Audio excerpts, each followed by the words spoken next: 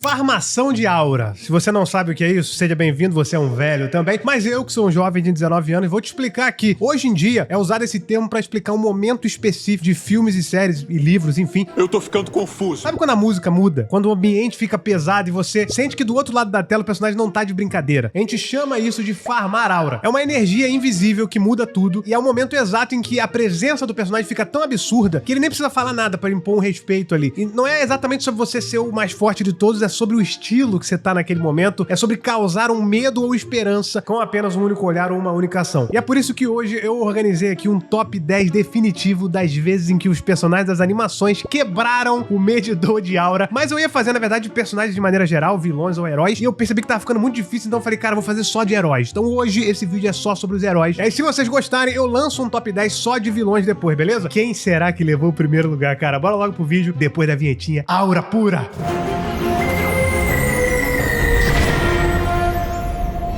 Galera, eu sou o Imaginago, bem-vindos a mais um vídeo e eu acho que, assim, o 10º lugar explica exatamente o que é essa lista pra você que não entendeu. Porque esse negócio de aura é um termo muito de energia, sabe? Às vezes o cara, ele faz algo incrível, mas ele não farma aura. Tipo o Po, lá de Kung Fu Panda 2, né? No final, que ele recebe o tiro lá do Lord Shen, mas logo em seguida, no meio da farmação, ele vai lá e esfrega a mão dele, fica pegando fogo. Ah, é porque, não sei o que, tem que apagar o fogo, aí fica sentando na mão. E aí você quebra, corta o clima completamente, porque essa é a personalidade dele, é uma cena muito legal, mas ele não tá farmando aura ali.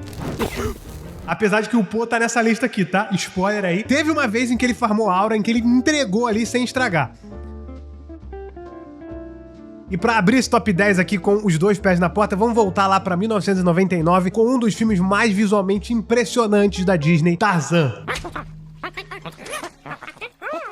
Mano, essa cena que eu guardei de Tarzan, ela carrega um peso tão absurdo. Porque a Sabor, como a gente conhece, ela não é apenas um leopardo qualquer. Ela foi o pesadelo daquela selva ali. Ela foi quem matou os pais do Tarzan. A luta inteira dela contra o Tarzan é tensa, é visceral. Ela vai rasgando os troncos, os galhos. Ela vai tentando pegar ele de qualquer forma. É uma fera mesmo. Mas a farmação de aura que acontece no segundo final dessa cena, que é o momento depois que ela pula em cima do Tarzan e os dois caem num buraco. Você fica ali tenso sem saber o que aconteceu. O Tarzan tava com uma lança na mão. E aí, de repente, a Sabor começa a subir. E você fica, putz, deu ruim, Tarzan morreu agorinha. Eu criança ficava, acabou. Mas não, cara, na verdade o Tarzan que tava levantando ela, ele vai levantando a Sabor aos poucos até colocar ela pra cima, como se fosse um troféu e dar o famoso grito pela primeira vez no filme, pra mostrar que o menino Tarzan morreu e ali nasceu o rei da selva, cara. Você entendeu então o que é a farmação de aura, né? Vamos pro nono lugar então? Imagina... Em nono lugar, vamos para 2010 com o maior anti-herói da história da DreamWorks. Eu já tô arrepiado só de lembrar dessa cena, tá? Megamente. Eu consegui! Eu consegui! Metrocity é minha! Esse filme, na verdade, tem várias farmações de aura, né? O próprio momento em que o Megamente tá disfarçado de Metro Man, aí ele estala os dedos, né? E ele, sem falar nada, coloca o Titã pra correr só com a energia que ele coloca ali. É você, o moleque que tá dando trabalho. Mas a cena, é claro que eu tô falando aqui, é do momento em que o Titã tá lá prendendo a Rosane, ele tá chamando ela de ingênua, tá dizendo que não existe bondade nesse mundo. Não existe coelhinho da Páscoa, nem a fada do dente, nem a rainha da Inglaterra. E aí surge de trás dele o Megamente, tocando nada menos do que Guns N' Roses, Welcome to the Jungle, com uma silhueta assim gigante ali por trás das nuvens que ele gera, dizendo... Você ousa desafiar Megamente? Isso aí meio que já seria incrível, né? Eu não sei se estaria nesse top 10 aqui, mas ele estaria farmando aura legal. Mas continua. O Titã vira pra ele e diz que o mundo é pequeno demais pra dois super vilões. E o Megamente responde, você com certeza é um vilão. Pena que não é super. E o Titã devolve. E qual que é a diferença, meu irmão? E a resposta a gente já sabe muito bem, né? A entrada triunfal! Esquece, cara. É um absurdo. É um show de drones com a cara dele. Ele entra na mente do Titã de uma maneira absurda. Que o Titã fica louco, vai pra cima dele. O Megamente deu aula. Nesse momento, o Titã ficou parecendo uma criancinha fantasiada de Halloween perto do Megamente, que nem poderes tem. Ali o Megamente provou que a aura não é sobre força, não é sobre quem tem mais poder, quem é mais forte que o outro. É sobre chegar quebrando tudo e é isso. Pra você ver como não necessariamente esses momentos são o ápice do filme, né? Às vezes é só uns 5 segundos, 2 segundos de uma cena no meio do filme que já dá pra você sentir o arrepio. Esse arrepio é a farmação de aura. E agora é a vez de Enrolados, lá de 2010, que prova o que eu falei, cara. Segundos de cena. Espera! Salva o que perdeu, traz de volta já o que uma vez perdeu. A Rapunzel passa o filme inteiro sendo manipulada, né? Com medo da própria sombra, acreditando que a mamãe Gothel é a única proteção dela, enfim. Mas aí vem o clique. Ela olha pras pinturas na parede, vê os sóis escondidos e a ficha dela cai. Ela percebe que ela é a princesa perdida. A mamãe Gothel faz aquele jogo de manipulação dela, falando que a Rapunzel tá resmungando, porque esse é o personagem dela, né? Ela fica criticando, dando diversas mini agressões na Rapunzel, sem a Rapunzel perceber. E a Rapunzel, ela percebe, tipo assim, caramba, é mais uma das mini agressões que ela faz. Então, ela vira pra mamãe Gothel e fala, eu sou a princesa perdida. Meio que concluindo assim, a mamãe Gothel fica chocada que ela descobriu a verdade. E a Rapunzel, cara, dá uma respirada funda e fala, olha no olho dela e fala, eu resmunguei, mamãe. nossa! Ali, pela primeira vez, ela tava maior que a Gothel, né? Ela tá até numa posição em cima ali nas escadas. Momento cinema de Enrolados. Uma pequena cena, cara, mas pra mim é farmação, assim, extrema. Porque tem todo o contexto envolvido também, né? Farmação também de aura é muito sobre o contexto da cena. Parabéns, Rapunzel. E o sétimo lugar é a prova que você não precisa ter músculo pra ter aura. Cara, você só precisa ter realmente o estilo. Porque quem ensinou isso pra gente foi a DreamWorks lá em 2008 com o primeiro Kung Fu Panda, rapaz. Esquece. Ainda tô de barriga cheia e o meu Kung Fu não vai ser tão bom quanto poderia ser. O filme todo constrói o Tai Lung, né, como uma máquina imparável. O corpo dele é perfeito, o cara humilha os Cinco Furiosos, ele foge da prisão de uma maneira absurda, de segurança máxima, usando uma pena. A aura de vilão dele é intocável. É spoiler que, obviamente, ele vai estar no meu vídeo Top 10 Vilões, caso vocês queiram. Mas aí chega o final do filme, né, em que ele tá ofegante, tentando entender como que ele tá perdendo pra um urso desajeitado, né, porque o Po, além de ser o inimigo natural dele, porque o corpo, a gordura do corpo do Po não aceita os golpes letais do Tai Lung, por exemplo, e a forma imprevisível como que o Po luta fez o Tai Lung bugar. Você é apenas um grande e gordo panda. O Po não bloqueia o soco dele, ele simplesmente segura o dedinho dele ali pra começar a formação de aura aí. Não sou um grande gordo panda, eu sou o grande gordo panda. É o pavor na cara do Tai Lung, é inacreditável, né, cara? Porque a gente acabou de ver um monstro se curvando pro Po. Quando ele percebe que ele caiu no golpe do dedo Uchi, a cara dele é simplesmente impagável, porque não tem mais pra onde correr, cara. Se você se mexer, você desaparece desse plano. Ele tenta diminuir o Po, falando que é um blefe, né, que o Shifu, na verdade, não tinha ensinado aquilo pra ele, é impossível, e o Po diz que aprendeu sozinho e manda o Skadush. Shifu não lhe ensinou isso. Não, mas eu peguei a manha. Escaduche.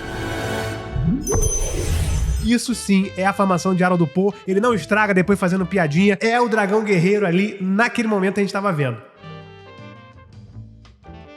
Em sexto lugar, 1998, tô falando de Mulan e uma reviravolta incrível. Porque assim, o filme passa um tempão ali no começo mostrando que o Ping, né, e todos a galera do exército ali, e o Ping, que é a Mulan disfarçada, pra você que nunca viu o filme, o Ping é um fracasso. A Mulan não aguenta o tranco, ela é humilhada pelo Capitão Shang, né, que acha que ela é um soldado. O Shang literalmente manda ela ir pra casa porque ela não é homem pra aquilo. Caso ele... O Ping, a aura dela tá negativa, tá menos 3.000, cara. Mas aí a Mulan passa a noite toda tentando fazer o desafio impossível de subir com os dois pesos naquele poste lá, que todos os soldados tentaram, ninguém conseguiu. Na verdade, a gente nem viu o Shang fazendo. O Shang só manda fazer, mas eu não vi ele fazendo. Apesar de que ele sabe, né? Obviamente. No final do filme ele faz. Ninguém tinha conseguido chegar perto de chegar no topo. E simplesmente a Mulan, ela vai subindo, cara. O sol vai batendo ali, vai nascendo ao mesmo tempo. A aura dela vai sendo formada junto com a luz do sol. O Shang, ele sai logo de manhã na barraca dele e a flecha cai assim, cravada na frente do pé dele, assim. Quando ele olha pra cima, a Mulan tá lá no topo. A música muda completamente. As cenas, inclusive, da música a partir dali, que é o Homem-Ser, ela vai mudando e o respeito de todo mundo vai sendo ganhado pelo Ping, pela Mulan, né? Ela calou a boca do exército inteiro sem falar uma palavra. Não tem palavras aqui, cara. A Mulan é a melhor personagem da Disney até hoje. Não se encontra uma garota como aquela em toda a dinastia. Óbvio que também tem a cena lá, por exemplo, do final em que a China inteira se curva pra Mulan, mas eu acho que ali é mais uma parte de humildade dela. Eu não sinto ela farmando. Ela tá até envergonhada, até tipo assim, a China está se curvando pra mim. É diferente de farmar a aura, é um momento muito incrível, mas não tá farmando. A pessoa tem que farmar. Pra estar nessa lista aqui, o cara tem que estar intencionalmente farmando. Porque a Mulan podia simplesmente subir lá, pegar a flecha, descer e falar aqui, Shang, peguei a flecha. Mas não, ela esperou o cara acordar pra dar uma flechada no pé dele. Farmou a aura pra caraca, pô.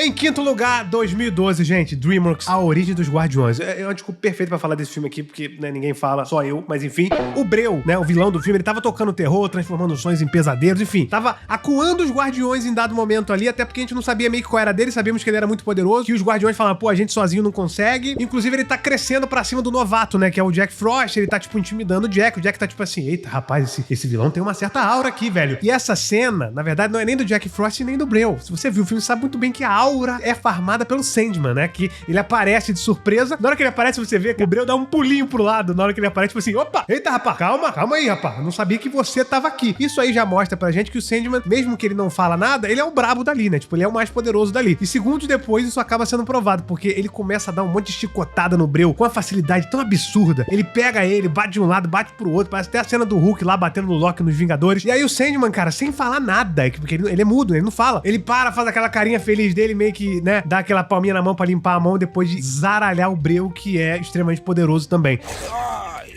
Me lembra de nunca pisar no seu calo. Então, assim, o filme flopou, mas a aura foi farmada pelo nosso GOAT, que é o Sandman, tá? Gente, em quarto lugar, estamos em 2011 aqui, tá? Com Rango! Gente, o filme inteiro é sobre o Rango fingindo ser um durão, né? Ele tá mentindo o tempo inteiro. Ele não tá farmando aura, ele só tá mentindo. Só que aí, no final, ele tem que meio que provar que ele se transformou, né? Desde o início do filme. Pra mim, numa das conexões de início e final de filme mais emblemáticas da história das animações, a gente tem o vilão Jake Cascavel, que é o mais temido dali, desde o início do filme. A cidade tá dominada, o Rango tá encurralado e ele literalmente só tem uma bala na arma. No começo do filme ele fala, inventa a história da carochinha lá, que ele matou os irmãos, sei lá o quê, com uma bala só, todos os 6, né?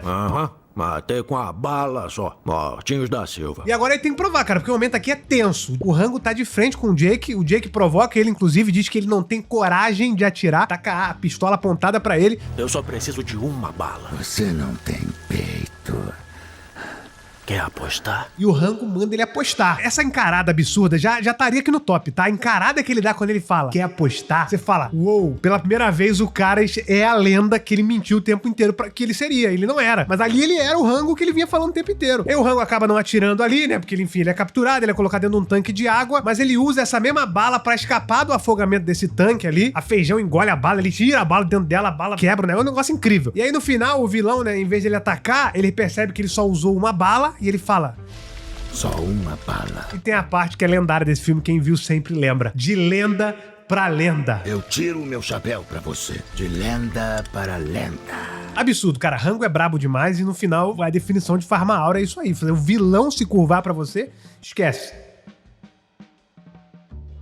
Em terceiro lugar, o Corcunda de Notre Dame. Gente, a partir daqui eu quase faleci, tá? Porque eu acho que daqui pra frente qualquer top seria o primeiro lugar, mas eu tive que separar, então eu botei terceiro, segundo e primeiro aqui, sofrendo muito. Nesse filme, o Quasimodo, a gente sabe, passou a vida inteira ouvindo que ele era um fraco, ele era monstruoso. Só que eu tô falando daquela cena final, né? Onde o Frollo já dominou tudo, o Quasimodo tá acorrentado e a única pessoa que ele ama tá prestes a ser queimada viva ali, praticamente na frente dele. O Frollo acha que já ganhou e aqui é uma cena de adrenalina pura, porque ele fica tão irado que ele quebra as correntes na força bruta. Era uma força bruta que já tinha sido mostrada levemente nesse filme, mas aqui ele quebra as correntes com a força dele, as pedras começam a rachar das pilares, o metal estoura, enfim, ele vira praticamente uma força da natureza e ele resgata a Esmeralda, né? Ele desce lá igual o Tarzan e quando ele chega no topo, cara, ele ergue o corpo dela como se ela fosse realmente esse símbolo que ela foi o filme inteiro e ele solta o grito mais visceral, isso aí é fato, mais visceral da história da Disney, cara.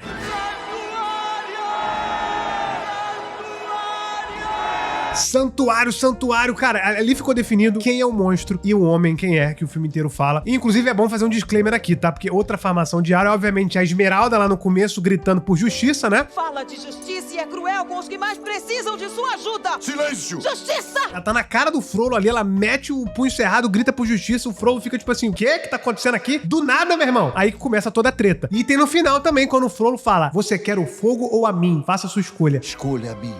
Ou ao fogo. E a Esmeralda larga uma cusparada na cara dele.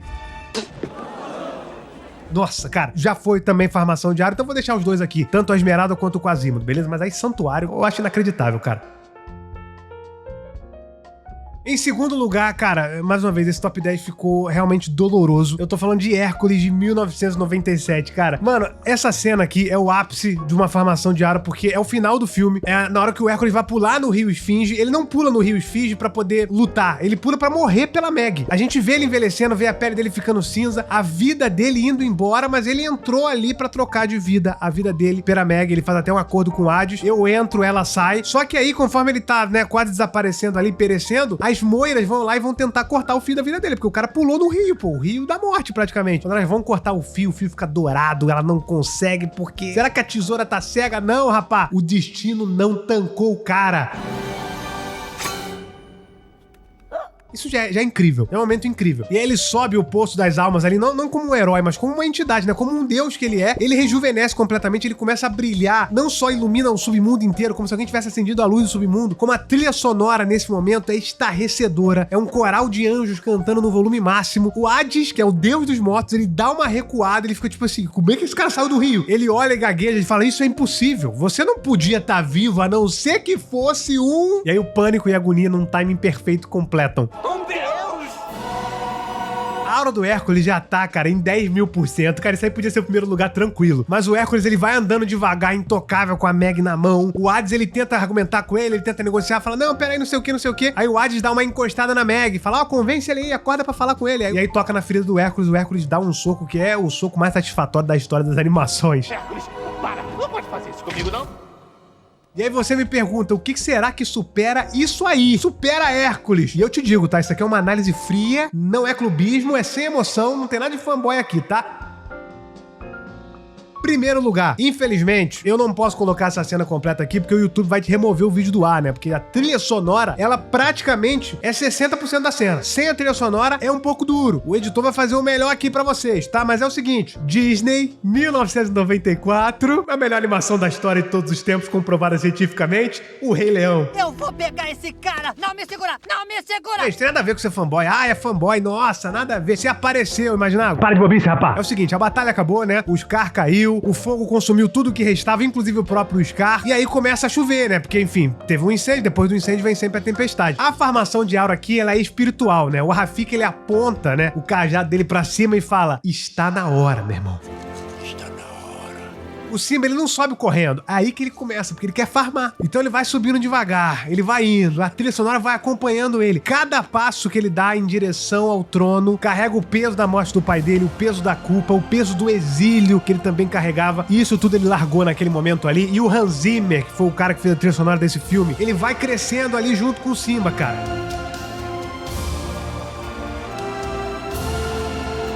Eu sei que você tá ouvindo a música na tua cabeça já, não tem como. Você vê esse filme e você lembra dessa cena e você lembra da chuva. E a chuva tá representando o passado do Simba sendo lavado, cara. E a cena vai se estendendo. É uma farmação muito longa, porque quando ele chega na ponta da Pedra do Reino, ele olha pra cima e tá lá a silhueta do Mufasa. O Mufasa falando pra ele pela última vez, lembre-se. Uma referência, lembre-se de quem você é, que ele falou quase agora no filme. E a aura explode quando a expressão do Simba muda completamente, o medo dele desaparece, ele abre a boca e solta o rugido, meu irmão, que faz a terra tremer. É muito melhor do que se ele tivesse o poder do rugido ali. As leoas imediatamente, quase que instintivamente, rugem de volta, a chuva para, o verde volta, a grama começa a crescer de novo, o ciclo da vida se fecha na nossa frente. Ali o Simba não virou só o rei, cara, ele virou uma lenda, ele é o Rei Leão. Sabe o que esse rugido significa, traduzindo pra língua do ser humano? Eu sou o Rei Leão. O filme. É assim, é clubismo colocar isso aqui? Não é possível. Eu tô maluco, pô. Óbvio que isso aqui se trata da minha opinião, mas deixa aí nos comentários quais outras cenas, então, você acha que deveriam estar aqui nesse top de animação, obviamente ocidental. Não vai meter anime, pô. Anime, aí é duro, pô. Tem que ser as animações que eu costumo falar aqui nesse canal, certo? Deixa aí nos comentários. Vai ter um vídeo meu só sobre o Rei Leão, cara. Eu tô escrevendo esse vídeo desde o ano passado. Acho que ele vai ter 45 minutos de duração. Vocês se virem aí pra assistir. Em breve. Tem teoria da Pixar esse ano também, em março. É isso, gente. Eu sou o Imaginago. Até o próximo vídeo. Valeu!